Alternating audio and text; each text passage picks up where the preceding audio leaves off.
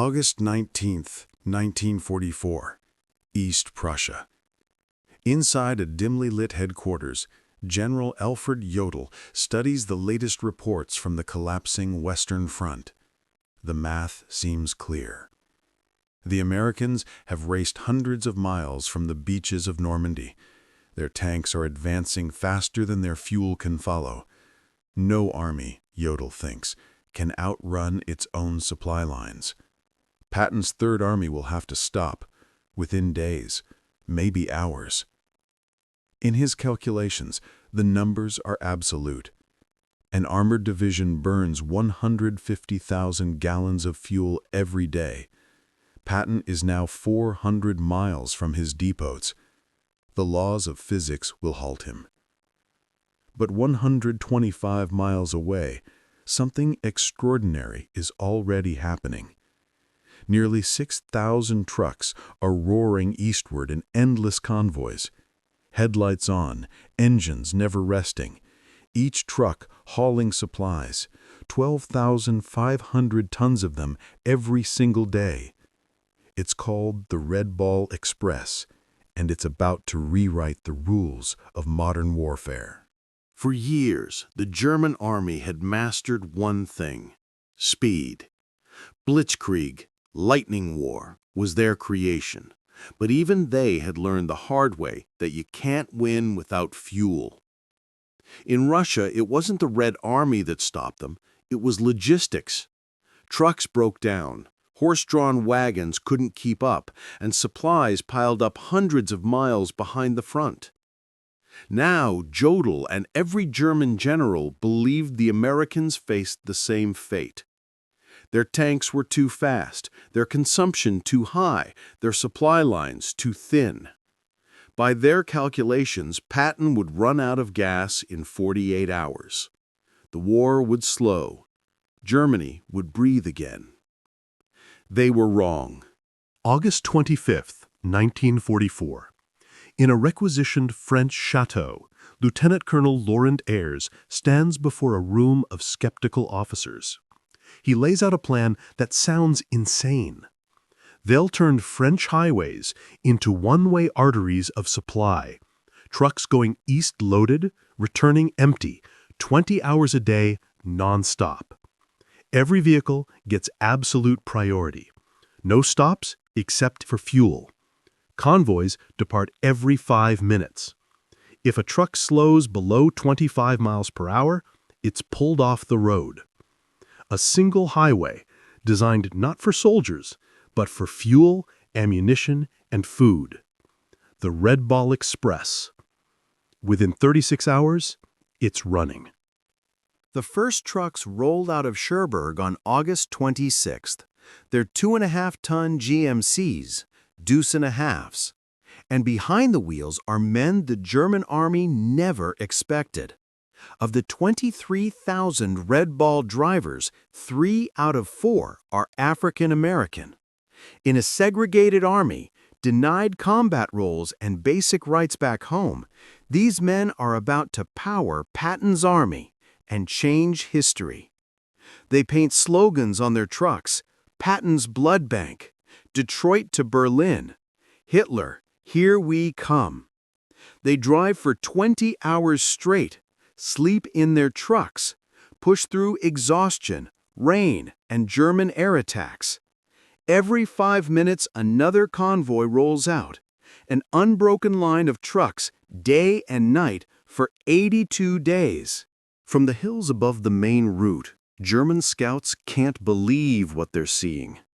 Headlights blazing, no spacing between vehicles, no blackout discipline.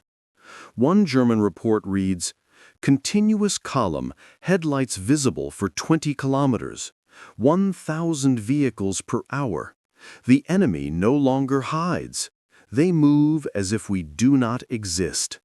They were right. The Americans didn't care about concealment. They cared about volume. German doctrine taught efficiency and order. American logistics taught redundancy and chaos that somehow worked. Where Germans repaired every truck, Americans built 10 more. Where Germans planned for weeks, Americans improvised on the spot. The numbers are staggering. In its first week alone, the Red Ball Express delivers nearly 90,000 tons of supplies. Fuel depots every 25 miles, mobile repair stations every 50. Mechanics replacing engines by the roadside in under an hour.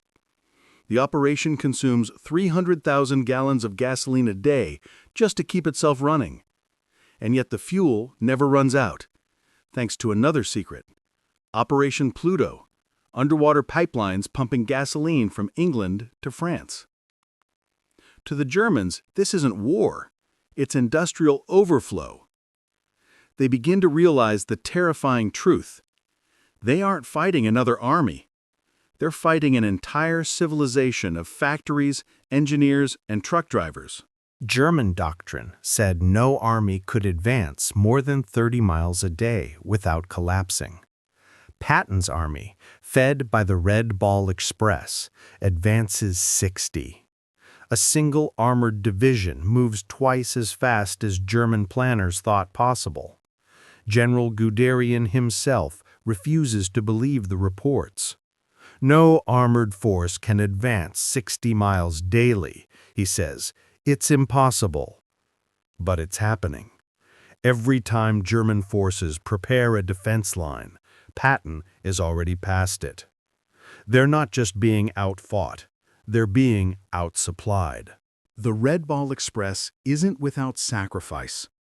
Drivers hallucinate from exhaustion.